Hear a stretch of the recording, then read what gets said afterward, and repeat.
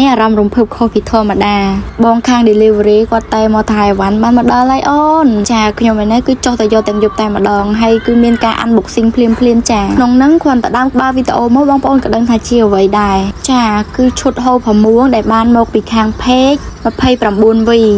ចាមិនថាតម្លៃមិនថាសាច់កណាត់គឺពិតជាសមរម្យខ្លាំងមែនតែនគឺខ្ញុំមានការញៀនជាមួយនឹង page គាត់ជាខ្លាំង3ឆ្នាំហើយចាគឺទិញមកម្ដងណាគឺមិនដែលខកចិត្តទេមើលសាច់អាវបងប្អូនចាខ្ញុំលយមើលផ្ទាល់តែម្ដងអត់មានអីទៀតអត់មានបោកបញ្ឆោតភ្នែកអីទេគឺថតកាមេរ៉ាស៊ីនតែម្ដង